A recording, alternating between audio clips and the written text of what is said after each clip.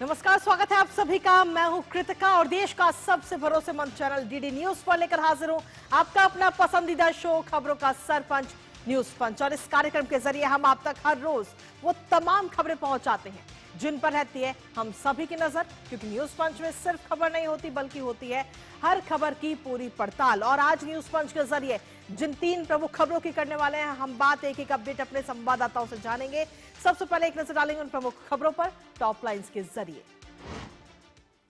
तो आज top lines के जरिए सबसे पहली और प्रमुख खबर, भारत का बढ़ता कारोबार और 7वें एफटीए पर मोहर लग चुकी है। जी हां, भारत और न्यूजीलैंड के साथ में जो ये मुक्त व्यापार समझौता है उस पर अब मोहर लग गई है। और इससे भारत को किस तरीके से आगे आने वाले समय में फायदा होगा, किन किन चीजों पर ये मोहर लगी है, बताएंगे इस पूरी खबर के बारे में विस्तार से आपको। लेकिन इसके साथ ही जो दूसरी प्रमुख खबर है वो है उत्तर प्रदेश से जुड़ी हुई, जहां उत्तर प्रदेश में कोड इन सिरप पर मुख्यमंत्री योगी आदित्यनाथ और अखिलेश इस समय आमने सामने नजर आ रहे हैं। विधानसभा का शीतकालीन सत्र जारी है और वहां पर आज लगातार कोड इन सिरप को लेकर हंगामा देखने को मिला है। समाजवादी पार्टी के विधायकों की तरफ से यह हंगामा किया गया।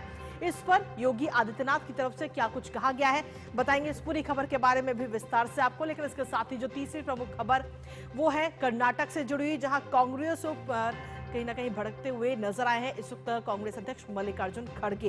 दरअसल कर्नाटक के अंदर जो कांग्रेस में अंतरकलह चल रही है उसको लेकर मल्लिकार्जुन खड़गे से सवाल किया गया था, जिस पर उन्होंने सारा ठीकरा जो है वो इस समय कांग्रेस के जो स्थानीय नेता हैं उन पर ही फोड़ दिया है।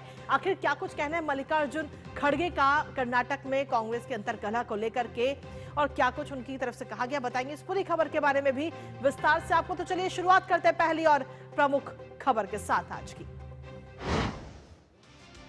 तो आपको बता दें आज की पहली और प्रमुख खबर, जहां एक फोन कॉल और 2 देशों के रिश्तों में नई इबारत लिख दी गई। जी हां, प्रधानमंत्री नरेंद्र मोदी और न्यूजीलैंड के प्रधानमंत्री क्रिस्टोफर लक्सन के बीच एक महत्वपूर्ण टेलीफोनिक बातचीत हुई, जो महज औपचारिक नहीं थी बल्कि भारत के व्यापारियों, छात्रों और साथ ही आम लोगों के लिए एक बड़ी खुशखबरी लेकर आई।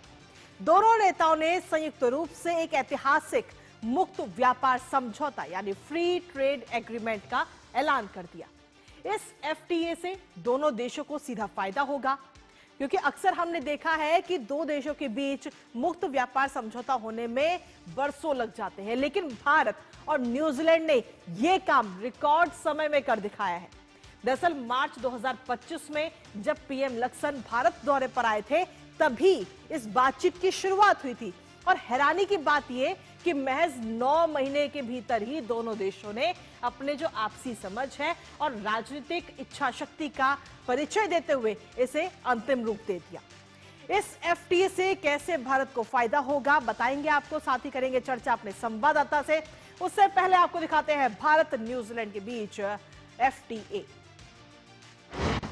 तो जी हां, भारत न्यूजीलैंड के बीच एफटीए पर यह मोहर लग चुकी है और भारत न्यूजीलैंड के बीच मुक्त व्यापार समझौता, जिससे सीधे तौर पर सिर्फ न्यूजीलैंड को नहीं बल्कि भारत को भी पूरा इससे फायदा होगा। प्रधानमंत्री नरेंद्र मोदी ने न्यूजीलैंड के प्रधानमंत्री लक्सन से खास बातचीत की और टेलीफोन पर यह बातचीत हुई है दोनों नेताओं की। और दोनों नेताओं की बातचीत का ये असर रहा कि बेहद ही कम समय में इस एफटीए पर मोहर लग गई। रिकॉर्ड कम समय में ऐतिहासिक समझौता हुआ है।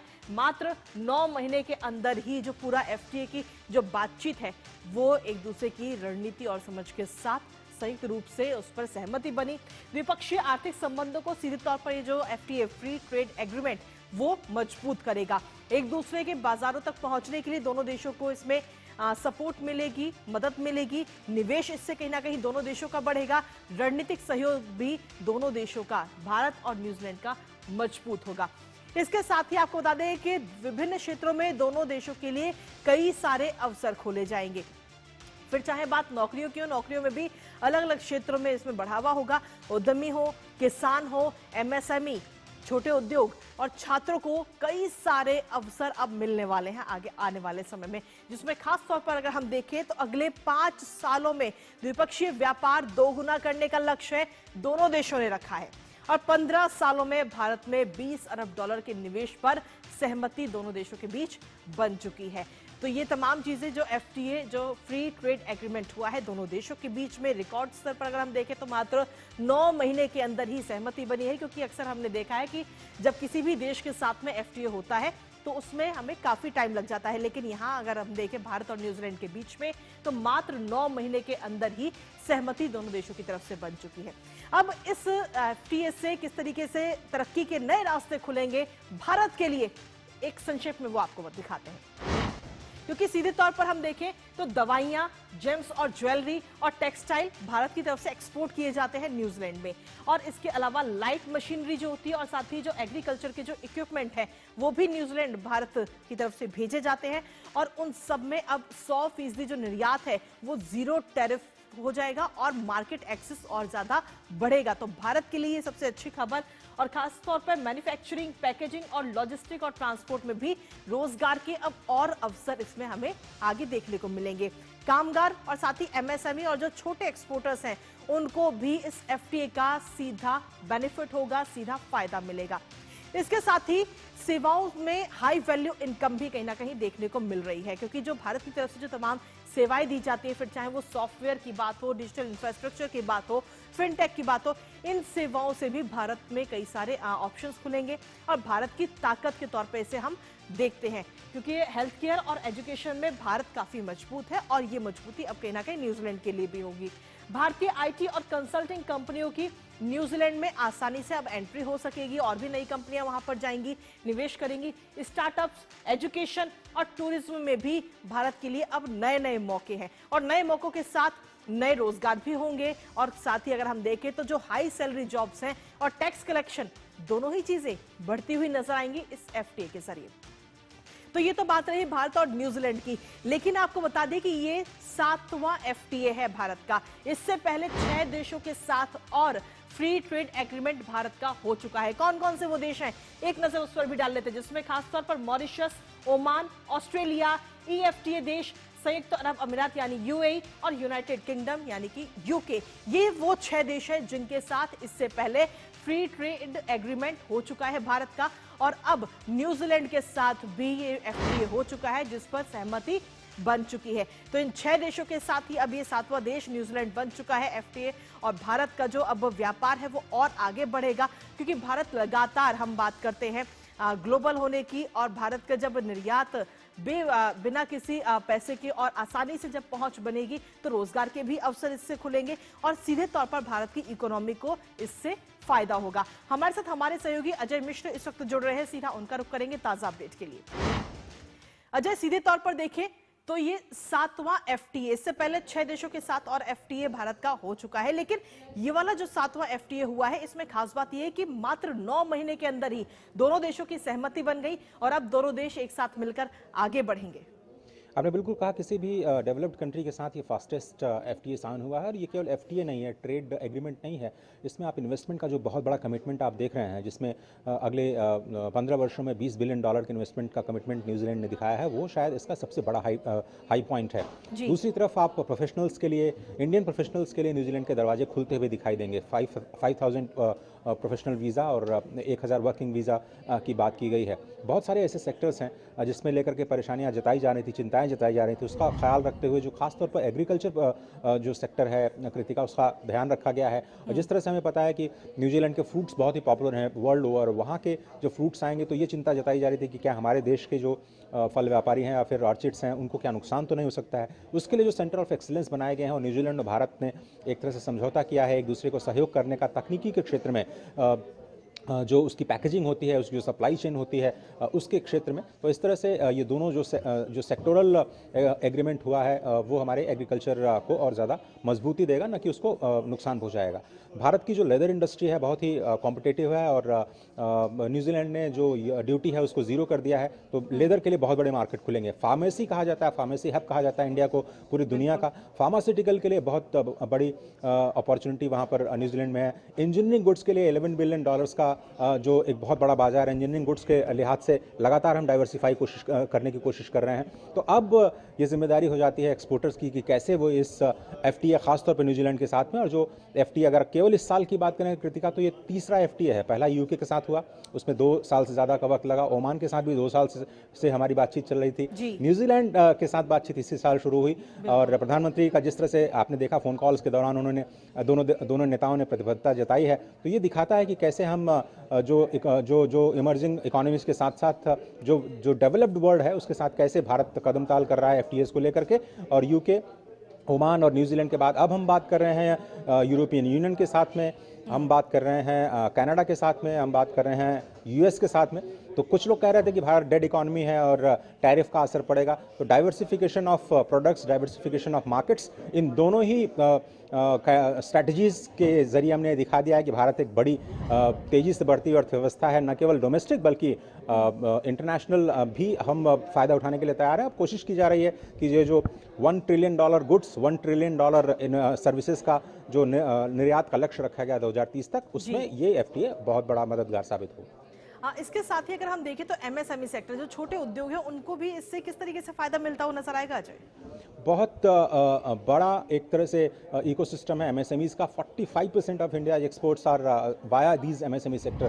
डायरेक्ट उनका भले ही जो ट्रेडिंग में हिस्सेदारी ना हो, लेकिन जो मैन्युफैक्चरिंग और जो इकोसिस्टम है वो सप्लाई चेन में मददगार भूमिका निभाते हैं, वो एक बहुत बड़ी कामयाबी कही जा सकती है। तो एमएसएमई सेक्टर के लिए चाहे वो लेदर हो, टेक्सटाइल हो, इंजीनियरिंग गुड्स हो, फार्मास्यूटिकल्स हो, इन तमाम क्षेत्र में जो एमएसएमईज हैं वो भारत की बड़ी जो कंपनियां हैं उनको मदद करती हुई नजर आएंगी। और यहाँ से जो products and services MSME sector से निकलेंगे वो रोजगार को बड़े स्तर पर बढ़ाने में कामयाब होते हुए दिखाई देंगे। इन्वेस्टमेंट आएगा, मोबिलिटी बढ़ेगी, प्रोफेशनल्स यहाँ से जाएंगे, स्टूडेंट्स के लिए काफ़ी ज़्यादा आसानी होने जा रही है जो हाई क्वालिटी एजुकेशन पाना चाहते हैं। और एक बड़ी अच्छी बात उन्होंने की कि अगर आप चाइना के साथ कंपेयर करें तो चाइना ने जितना वीज़ा लिया है स्टूडेंट्स के लिए, उससे ज़्यादा वर्क वीज़ा खासतौर पर स्टूडेंट्स के लिए बेहतर वहाँ फैसिलिटीज़ हों, उनको काम करने की ज़्यादा सहूलियत हो, उसमें हमने कामयाबी हासिल किया। और पीयूष गोयल साहब ने एक बहुत अच्छी बात कही कि ये पूरा का पूरा जो डेलीगेशन था कृतिका, वो वुमेन लेड था। सारी वुमेन ऑफिसर्स ने इसमें नेगोशिएशन किया है और उन्होंने खासतौर पर जो एक वुमेन एम्पावरमेंट जिसका बहुत महत्वपूर्ण स्थान है मोदी सरकार में, उसकी तरफ भी ये एफटीए एक यूनिक पर्सपेक्टिव रखता हुआ नजर आ रहा है। बहुत बहुत शुक्रिया अजय, तमाम जानकारी हमारे साथ साझा करने के लिए, इस महत्वपूर्ण खबर से जुड़ी हुई। और इसी के साथ चलिए अब रुक कर लेते हैं हमारी दूसरी महत्वपूर्ण खबर का। उत्तर प्रदेश से जुड़ी हुई दूसरी महत्वपूर्ण खबर है, जहां उत्तर प्रदेश में विधानसभा का शीतकालीन सत्र जारी है, जहां समाजवादी पार्टी के विधायकों ने सत्र शुरू होते ही कोडिन युक्त कफ सिरप के मुद्दे पर हंगामा शुरू कर दिया और सदन में कोडिन पर चर्चा करने की मांग समाजवादी पार्टी की तरफ से की गई। अब इसके जवाब में संसदीय कार्य मंत्री सुरेश खन्ना ने कहा कि कोडिन की वजह से एक भी मौत नहीं हुई है। दरअसल विपक्ष जो है वो इस पूरे मुद्दे पर चर्चा कराने की मांग कर रहा था और लगातार नारेबाजी करते हुए सरकार पर गंभीर आरोप भी विपक्ष की तरफ से लगाए गए। सुबह कार्रवाई शुरू होते ही समाजवादी पार्टी के विधायकों ने सदन में प्रदर्शन शुरू कर दिया और नारेबाजी की। दरअसल समाजवादी पार्टी के विधायकों का कहना था कि कोडिन आधारित कफ सिरप के तस्करी और इसके दुरुपयोग पर सरकार कार्रवाई नहीं कर रही, जिस पर मुख्यमंत्री योगी आदित्यनाथ ने खूब जवाब दिया। मुख्यमंत्री योगी आदित्यनाथ ने समाजवादी पार्टी को आड़े हाथों लेते हुए कहा कि समाजवादी पार्टी ने सरगना को लाइसेंस दिया। आखिर कैसे कोडिन सिरप मामले का खुलासा हुआ बताएंगे आपको, साथ ही चर्चा करेंगे अपने संवाददाता से। लेकिन उससे पहले आपको दिखाते हैं कोडिन सिरप, सरगना और सपा। तो उत्तर प्रदेश विधानसभा में काफी आज शोर शराबा देखने को मिला है कोडिन सिरप को लेकर के, जिसमें समाजवादी पार्टी पर काफी बरसते हुए मुख्यमंत्री योगी आदित्यनाथ नजर आए और उन्होंने विधानसभा में एक बड़ा बयान भी दिया। समाजवादी पार्टी को लेकर यह बड़ा बयान मुख्यमंत्री योगी आदित्यनाथ की तरफ से दिया गया, जहां सपा को उन्होंने आड़े हाथों लिया और कहा कि सिरप से उत्तर प्रदेश के अंदर कोई मौत नहीं हुई है। सपा को आड़े हाथों लेते हुए मुख्यमंत्री योगी आदित्यनाथ आज उत्तर प्रदेश विधानसभा में नजर आए। साथ ही उन्होंने कहा कि समाजवादी पार्टी ने ही सरगना को लाइसेंस दिया था। जो इस पूरे मामले में सरगना सामने आया उसको समाजवादी पार्टी की तरफ से ही लाइसेंस दिया गया था। सबसे बड़े होलसेलर को इस पूरा का जिम्मा दिया गया था समाजवादी पार्टी की तरफ से। और ऐसे में नकली दवा से अब तक मौत की खबर नहीं है, ये बात मुख्यमंत्री योगी आदित्यनाथ ने आज विधानसभा में कही। यूपी में कोडिन के सिर्फ स्टॉकिस्ट और होलसेलर ही मौजूद हैं। उत्तर प्रदेश में दवा का प्रोडक्शन नहीं होता है, ये बात भी मुख्यमंत्री की तरफ से कही गई। और समाजवादी पार्टी को आड़े हाथों लेते हुए मुख्यमंत्री नजर आए। उन्होंने कहा कि दूसरे राज्यों में मौत के मामले दर्ज हुए हैं, लेकिन उत्तर प्रदेश में एक भी मौत का मामला सामने नहीं आया है। तमिलनाडु में जो कफ सिरप बना उससे कई सारी मौतें हुई हैं। उसके साथ ही मामले में राज्य सरकार का एक्शन जो है वो भी जारी है। कोई भी अपराधी इससे बच नहीं पाएगा, इससे छूटेगा नहीं, और जब सही समय आएगा तो उस वक्त बुलडोजर एक्शन भी लिया जाएगा। तो चिल्लाना मत। ये तमाम बातें मुख्यमंत्री योगी आदित्यनाथ की तरफ से आज विधानसभा में कही गई।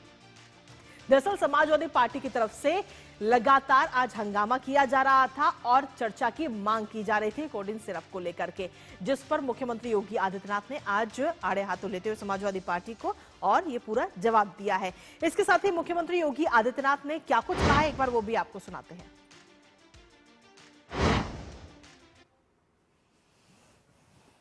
कोडिन कफ सिरप से उत्तर प्रदेश के अंदर कोई मौत नहीं हुई है, एक।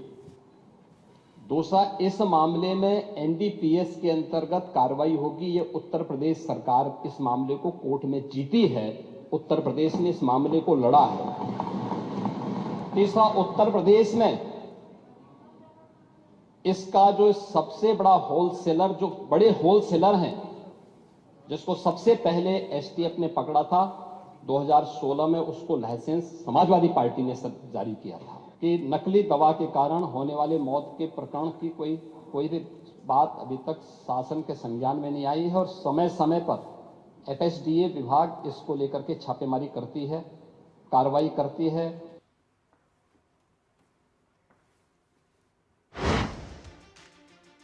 तो मुख्यमंत्री योगी आदित्यनाथ को आपने सुना, जिन्होंने सीधे तौर पर कहा कि कोडिन सिरप से उत्तर प्रदेश के अंदर कोई मौत नहीं हुई है और इस मामले में कार्रवाई भी लगातार की जा रही है और आगे आने वाले समय में बुलडोजर भी चलता हुआ नजर आएगा। तो चिल्लाना मत। सीधे तौर पर समाजवादी पार्टी के ऊपर बरसते हुए नजर आए मुख्यमंत्री योगी आदित्यनाथ। हमारे साथ हमारे सहयोगी विकास सिंह इस वक्त जुड़ रहे हैं, सीधा उनका रुख करेंगे ताजा अपडेट के लिए।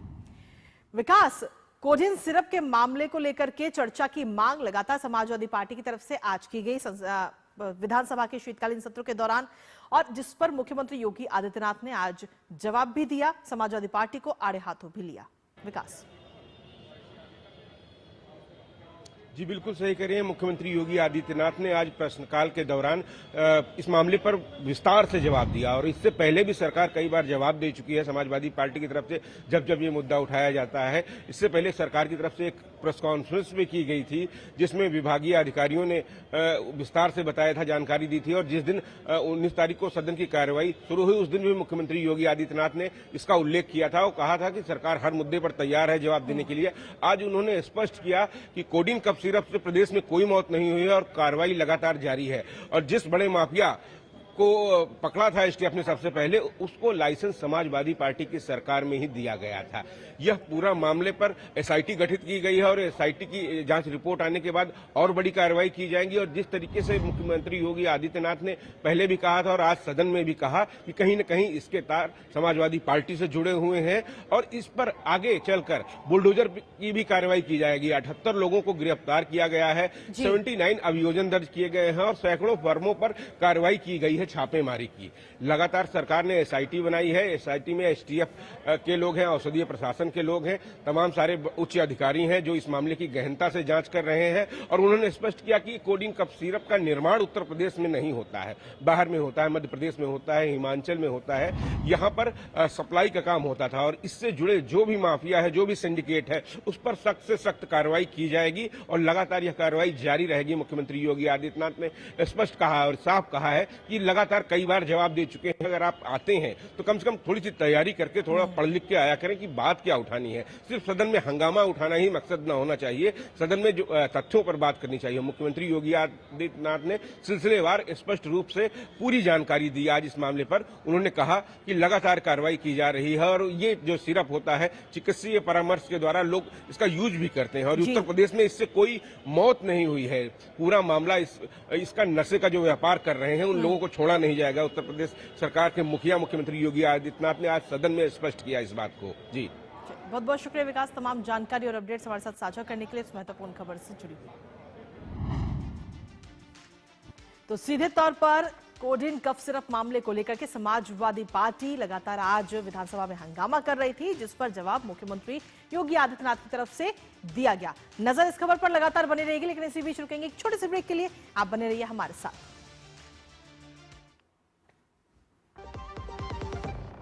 चिंतामणि, क्यों इतनी चिंता करते हो? क्या खरपतवार से परेशान हो? पेश है स्टील MH210 फ्लावोमीटर। खरपतवार पे करो वार, सुनहरी फसल होगी हर बार। तू मेरे घर के रानी, ये मेरे खेतों का राजा। स्टील उपकरण लाए परिवर्तन। हाँ बोल बेटा करण। क्या? जिंदगी की रोज की दौड़ में हम अक्सर चीजें भूल जाते हैं, अंकल। पर अच्छा लगता है जब कोई आपका ख्याल रखता है, जैसे कि RBI ख्याल रखता है आपके अनक्लेम डिपॉजिट्स का। अनक्लेम डिपॉजिट मतलब? वो बैंक खाते जिसमें 10 साल या उससे अधिक से कोई लेन देन न हुआ हो, ऐसे खाते RBI के DEA फंड में चले जाते हैं। अपने बैंक के किसी भी शाखा में जाकर अपना KYC अपडेट कराइए और अपना अनक्लेम डिपॉजिट वापस पाए। RBI कहता है जानकार बनिए, सतर्क रहिए। पढ़ता है, खेलता है, झूलता उछलता है, दौड़ता कभी कभी दौड़ कराता है, आगे आगे बढ़ता है इंडिया, अमूल दूध पीता है इंडिया। चिंतामणि, क्यों इतनी चिंता करते हो? क्या खरपतवार से परेशान हो?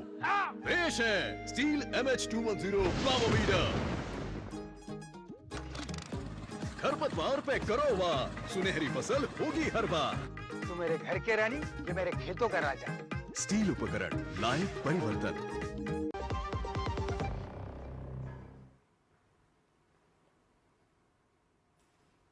और ब्रेक के बाद एक बार फिर से स्वागत आप सभी का। अब रुक करते हैं हमारी तीसरी महत्वपूर्ण खबर का, कर्नाटक से जुड़ी है, जहां कर्नाटक कांग्रेस में मुख्यमंत्री सिद्धार्थ मैया और DK शिव कुमार के बीच खींचतान लगातार जारी है। कांग्रेस के कार्यकर्ताओं में भी काफी कंफ्यूजन है इस समय, और इन सब के बीच कांग्रेस अध्यक्ष मल्लिकार्जुन खड़गे ने ऐसा बयान दिया जिससे लगता है कि कर्नाटक कांग्रेस कलह से पार्टी आलाकमान अपना पल्ला झाड़ रहे हों। जी हां, मल्लिकार्जुन खड़गे ने आलाकमान पर भ्रम की जो बात को है उसको नकार दिया और कहा कि कर्नाटक में नेतृत्व के मुद्दे को लेकर भ्रम केवल स्थानीय स्तर पर है, पार्टी आलाकमान के भीतर नहीं है। कांग्रेस अध्यक्ष ने अपने ही स्थानीय नेताओं पर बरसते हुए कहा है कि खुद जिम्मेदारी लेकर इस विवाद को वो सुलझाएं। दरअसल ये पूरा बयान जो है वो कर्नाटक में मुख्यमंत्री सिद्धार्थ मैया और उप मुख्यमंत्री DK शिव कुमार के बीच सत्ता को लेकर कथित खींचतान के बीच में आया। मुख्यमंत्री सिद्धार्थ मैया ने अभी हाल ही में शुक्रवार को ही विश्वास जताया था कि उन्हें अपना पूरा 5 साल का कार्यकाल पूरा करने के लिए पार्टी नेतृत्व का समर्थन है, लेकिन खड़गे के बयान की स्थिति कुछ अलग ही नजर आ रही है। करेंगे चर्चा अपने संवाददाता से, उससे पहले आपको दिखाते हैं कर्नाटक में सियासी खींचतान। तो जी हां, कुर्सी को लेकर यह सियासी खींचतान इस वक्त कर्नाटक में नजर आ रही है और कांग्रेस अध्यक्ष मल्लिकार्जुन खड़गे का यह बड़ा बयान इसको लेकर सामने आ चुका है। सत्ता पर जो खींचतान है वो कर्नाटक में थमती हुई फिलहाल नजर नहीं आ रही और आंतरिक विवादों का दोष आलाकमान पर ना डाले, ये बात कहना है कांग्रेस अध्यक्ष मल्लिकार्जुन खड़गे का। उन्होंने कहा कि खुद जिम्मेदारी लेकर इस विवाद को सुलझाएं, स्थानीय नेताओं पर ही सारी चीजें उन्होंने थोप दी हैं। साथ ही कहा कि आंतरिक विवादों का दोष आलाकमान पर आप बिल्कुल ना मढ़े, चुनावी सफलता का श्रेय लेने से नेता जो है वो बचें। कांग्रेस हाईकमान ने कोई कंफ्यूजन पैदा नहीं किया है, मतभेदों को सुलझाने के लिए गुहार भी उनकी तरफ से लगाई गई है। लेकिन ऐसे में सवाल यह है कि क्या कांग्रेस अध्यक्ष को कुछ भी पता नहीं है जमीनी स्तर पर क्या हो रहा है, क्योंकि DK शिव कुमार के दिल्ली दौरे से वो बिल्कुल अनजान है। हाल ही में सिद्धार्थ मैया की तरफ से जो बयान दिया गया उसके बाद DK शिव कुमार दिल्ली आ रहे हैं और दौरे को लेकर किसी प्रकार की कोई जानकारी मल्लिकार्जुन खड़गे को नहीं है कि DK शिव कुमार दिल्ली आ रहे हैं। मीडिया रिपोर्ट्स के हवाले से ये खबर है, कल आलाकमान से मुलाकात करने के लिए DK शिव कुमार दिल्ली आ सकते हैं और जब ये सवाल उनसे किया गया तो वो कहते हैं कि उन्हें इसके बारे में कोई जानकारी नहीं है। तो कुल मिलाकर सीधे तौर पर हम देखें तो मल्लिकार्जुन खड़गे कहीं ना कहीं पल्ला झाड़ते हुए इन सब चीजों से नजर आ रहे। कांग्रेस की जो अंतरकलह इस समय कर्नाटक में चल रही है, तो वहीं भारतीय जनता पार्टी के विधायक की तरफ से एक बयान भी इसको लेकर के सामने आया। बीजेपी कहीं ना कहीं इसको लेकर एक मौके के तौर पर भी देख रही है और भाजपा विधायक अश्वत्थ नारायण ने कहा है कि राज्य सरकार पर हमला वो बोलते हुए नजर आए। क्या कुछ कहा उन्होंने वो आपको सुनाते हैं। When they themselves are confused, why should I talk about Congress party? But at the same time, we don't want our state to suffer, like no doctor's salary, no teacher salary, no medicines, no water, all problems. They don't have time to address the governance issue, people's problem.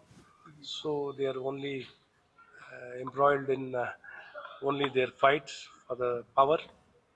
I think let their high command resolve the issues and sort out, and they let the difference come out, and the state should not suffer. Rest remaining, who becomes chief minister, it is not our cup of tea, but state should not suffer. तो सीधे तौर पर Bharatiya Janata party हमलावर है और कह रही है कि इस कुर्सी की खींचतान की वजह से कहीं ना कहीं कामकाज पर इसका सीधा असर पड़ रहा है। जनता के जो मुद्दे हैं उन पर चीजें नहीं हो पा रही। हमारे साथ हमारी सहयोगी ज्योति जुड़ गई है, सीधा उनका रुख करेंगे। ज्योति, मल्लिकार्जुन खड़गे सीधे तौर पर कह रहे हैं कि ये जो सारी चीजें हैं वो सीधे तौर पर स्थानीय नेताओं को ही संभालनी चाहिए और वो अपने पास से पल्ला झाड़ते हुए नजर आ रहे हैं। ज्योति,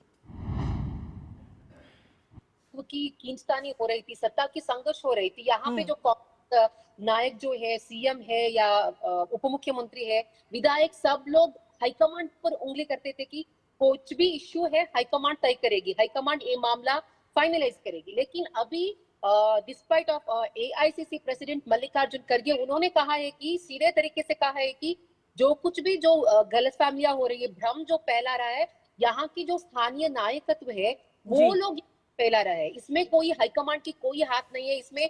और जो यहाँ की जो कांग्रेस की जो स्टैंड डिफरेंस ऑफ ओपिनियन, विधायक जो कहते हैं कि हमारे बीच में कुछ भी नहीं है, हम सब ठीक है, इकट्ठे हैं, मत नहीं है, और सीएम और सीएम सिद्धरामैया भी कहते हैं। लेकिन यहाँ के कांग्रेस की एक नायक हाईकमांड को एक लेटर भी लिखे थे, उन्होंने कहा था कि यहाँ पे जो भी कंफ्यूजन क्रिएट हुआ है इसका एक निकालिए। तो उसके बारे में रिपोर्टर्स ने क्वेश्चन पूछा। उस वक्त मल्लिकार्जुन खड़गे जी ने कहा अभी तक मुझे वो खत नहीं आया है, मुझे नहीं पता क्या हो रहा है। तो बहुत इतना कंफ्यूजिंग है कर्नाटका कांग्रेस में। एक बार मल्लिकार्जुन खड़गे जी यहाँ पे बेंगलुरु आए थे, खुद उन्होंने कहा हाईकमांड के हाथ में है सब कुछ। अभी जो हो रहा है, अभी भी वो यही कह रहे हैं कि यहाँ पे तो कुछ तो है, दाल में कुछ काला है। अभी तक नायक, उप मुख्यमंत्री, सीएम कुछ भी नहीं है, ऐसा कुछ भी नहीं, ये कह रहे थे। पावर शिफ्टिंग का कुछ बात नहीं हुआ है, लेकिन एआईसीसी अध्यक्ष खुद मल्लिकार्जुन खड़गे जी ने ऐसे कहा है, तो कुछ तो होगा मामला इन लोगों के बीच में। यहाँ पे जो उप मुख्य अभी ज्योति, हाँ बिल्कुल ज्योति, इस पूरी खबर पर आप अपनी नजर लगातार बनाए रखिएगा, लेकिन कहीं ना कहीं इस पूरी कुर्सी की खींचतान को लेकर सीधा असर हो रहा है जनता के कामकाज पर। फिलहाल आपका बहुत बहुत शुक्रिया तमाम जानकारी हमारे साथ साझा करने के लिए। और इसी के साथ फिलहाल न्यूज पंच से मुझे और हमारी पूरी टीम को दीजिए अनुमति। कल सुबह 10:30 बजे फिर होगी आपसे मुलाकात कुछ और महत्वपूर्ण खबरों के साथ। तब तक के लिए नमस्कार।